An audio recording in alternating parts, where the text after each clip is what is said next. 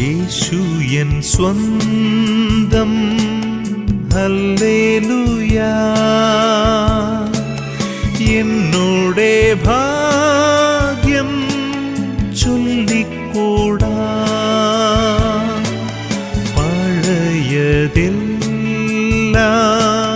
കഴിഞ്ഞു പോയി, കണ്ടാലും സർവം പുതിയതായി. എനിക്കു പാട്ടും പ്രശംസയും ദൈവകുഞ്ഞാടും തൻ കുരിശും. എനിക്കു പാട്ടും പ്രശംസയും ദൈവകുഞ്ഞാടും തൻ കുരിശും. 430 സംവത്സരങ്ങളിലെ അടിമത്തത്തിന് ശേഷം ഇസ്രായേൽ ജനത്തെ ഫറവോൻ്റെ കീഴിൽ നിന്ന് വിടുവിക്കുന്നതിന് വേണ്ടി ദൈവം അയച്ച വ്യക്തിയായിരുന്നുവല്ലോ മോശെ. മോശെ ദൈവം ഈ ശുശ്രൂഷയ്ക്കായി നിയോഗിക്കുന്നതിന് വേണ്ടി മുന്നമേ തന്നെ തെരഞ്ഞെടുത്തിരുന്ന വ്യക്തിയായിരുന്നു.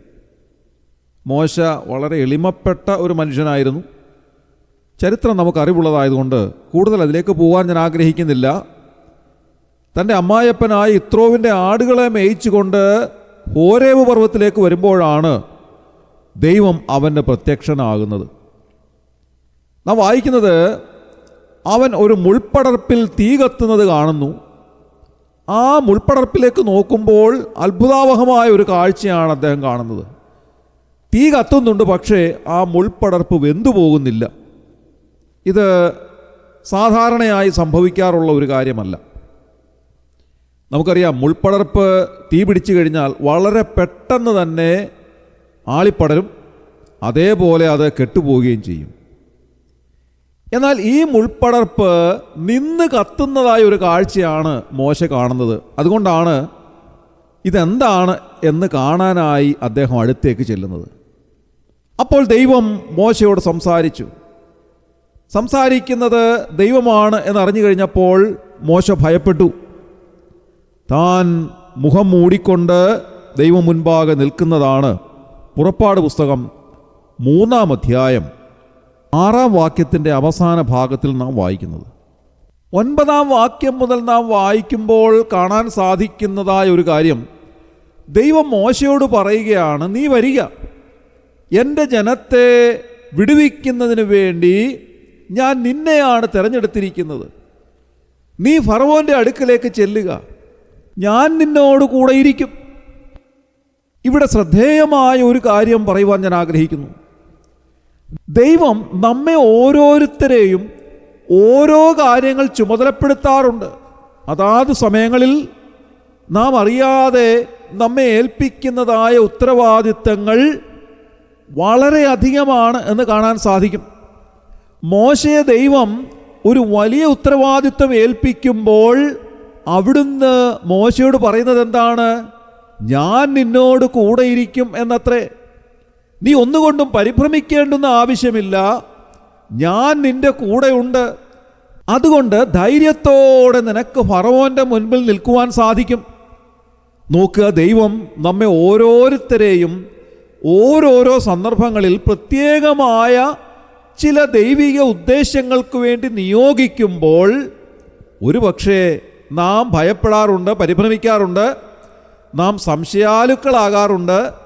എന്നാൽ ദൈവം നമ്മോട് പറയുന്നത്, നീ ഭയപ്പെടേണ്ടുന്ന ആവശ്യമില്ല, ഞാൻ നിന്റെ കൂടെ ഉണ്ട് എന്നത്രേ.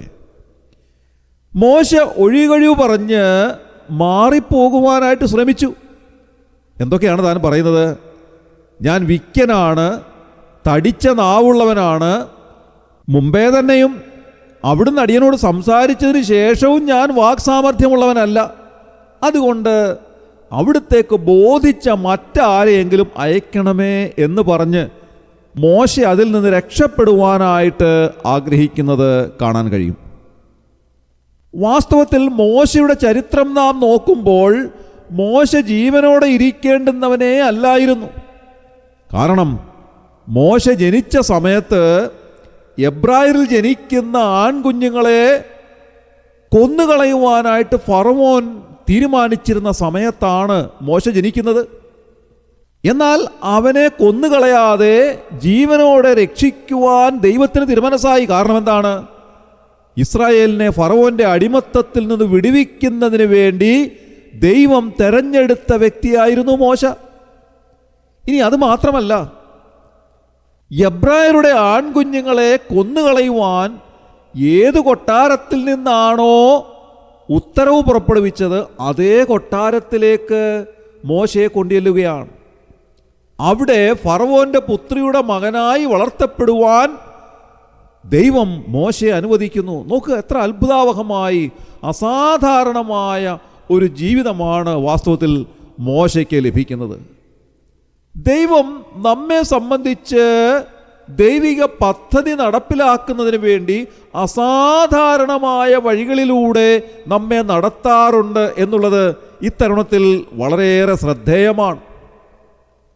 വിക്കനും തടിച്ച നാവുള്ളവനുമായിരുന്ന മോശ ഒരു പക്ഷെങ്കിൽ പലപ്പോഴും വിചാരിച്ചു കാണും, മറ്റുള്ളവർ സംസാരിക്കുന്നത് പോലെ എനിക്ക് സംസാരിക്കാൻ സാധിക്കുന്നില്ലല്ലോ, എൻ്റെ നാവിൻ്റെ ഈ കെട്ടൊന്ന് അഴിഞ്ഞു കിട്ടിയിരുന്നെങ്കിൽ, അതുപോലെ തന്നെ ഈ വിക്കൊന്ന് മാറിക്കിട്ടിയിരുന്നെങ്കിൽ, മറ്റുള്ളവരെ പോലെ സ്വതന്ത്രമായി സംസാരിക്കുവാൻ ഒന്ന് സാധിച്ചിരുന്നെങ്കിൽ, മറ്റുള്ളവർ സംസാരിക്കുന്നത് പോലെ വാക്സാമർഥ്യത്തോടെ സംസാരിക്കുവാനൊന്ന് സാധിച്ചിരുന്നെങ്കിൽ എന്നൊക്കെ ഒരു പക്ഷെങ്കിൽ മോശ വിചാരിച്ചു കാണും.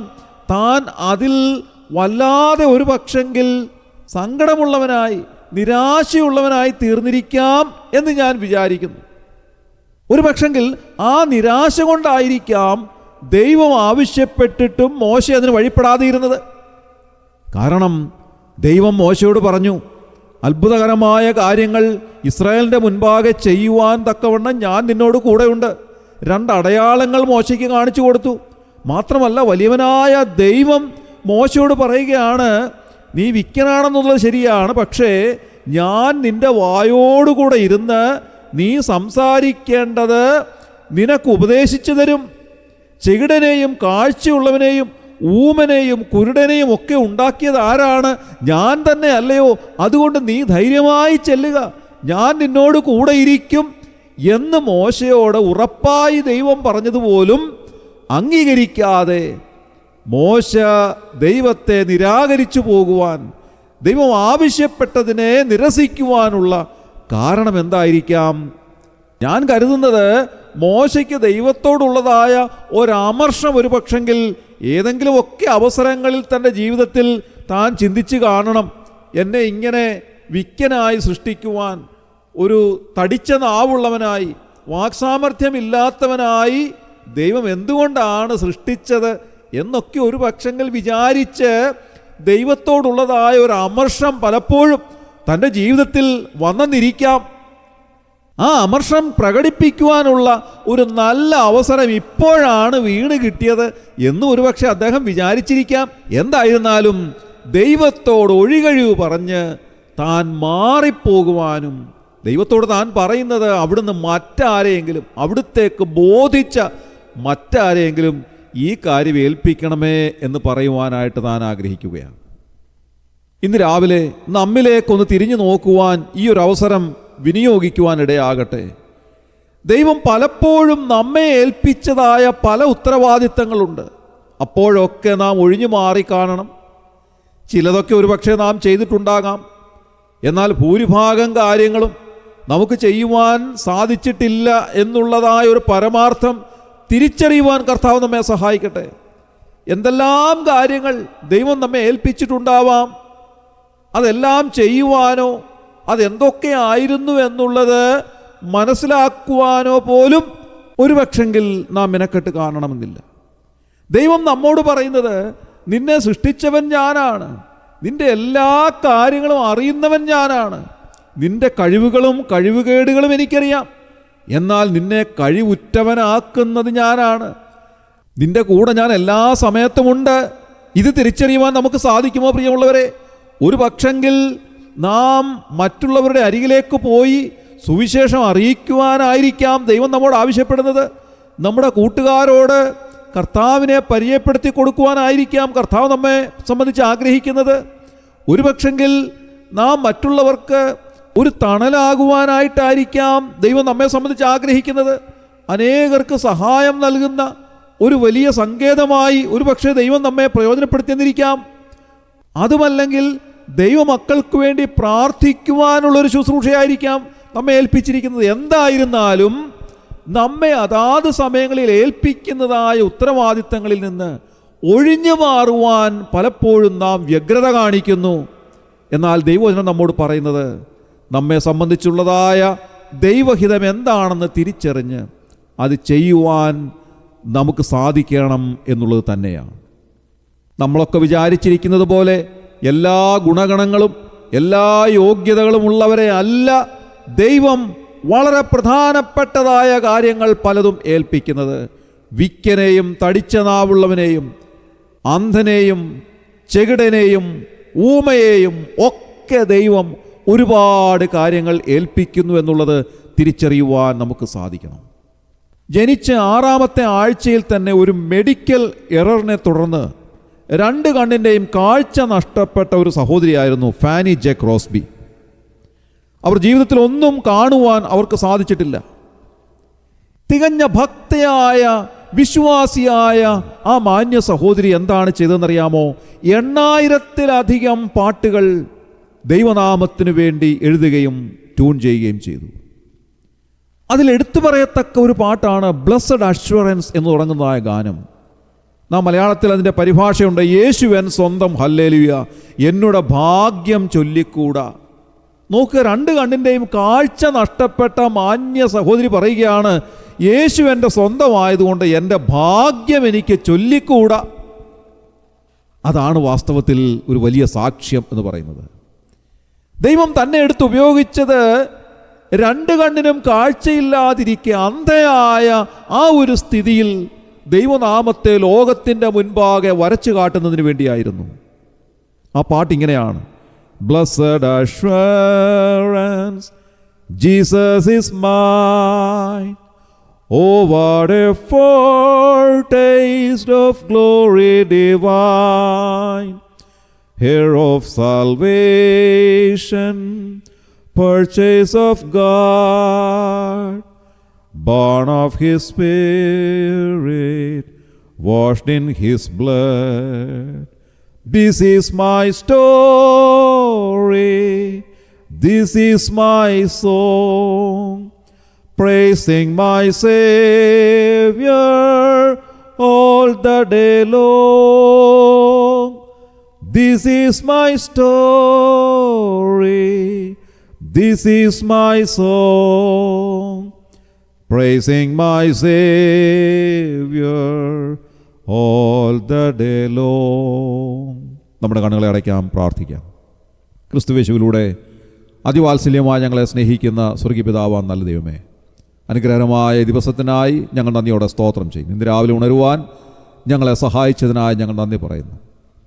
അവിടുന്ന് ഓരോ ദിവസവും ഞങ്ങളെ പോറ്റി പുലർത്തുന്നതിനായി ഞങ്ങൾ നന്ദിയോടെ സ്തോത്രം ചെയ്യുന്നു.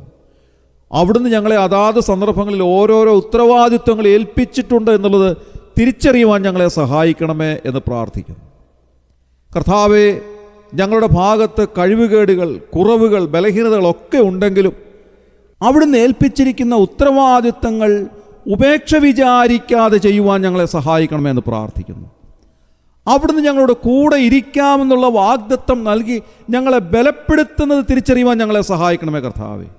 ഇന്നത്തെ ദിവസം ഞങ്ങൾ എന്താണ് ചെയ്യേണ്ടതെന്നുള്ളത് അവിടുന്ന് ഞങ്ങളെ കാണിച്ചു തന്ന് ബോധ്യപ്പെടുത്തി ഞങ്ങളെ സഹായിക്കണമേ. ആ തിരിഹിതം നിറവേറ്റുവാൻ അവിടുന്ന് ഞങ്ങളെ ഇടയാക്കണമേ എന്ന് പ്രാർത്ഥിക്കുന്നു. ഈ ശുശ്രൂഷയെ സംബന്ധിച്ച എല്ലാവരെയും അവിടുന്ന് അനുഗ്രഹിച്ചാട്ടെ. അവിടുന്ന് അങ്ങനെ ചെയ്തതിനായി ഞങ്ങൾ നന്ദി പറയുന്നു. ഞങ്ങളുടെ പ്രാർത്ഥന കേട്ടിരിക്കാൻ സ്തോത്രം. ഞങ്ങളുടെ കർത്താവിൻ്റെ രക്ഷിതാവുമായ യേശു ക്രിസ്തുവിൻ്റെ ധന്യമായ നാമത്തിൽ തന്നെ ആമേൻ.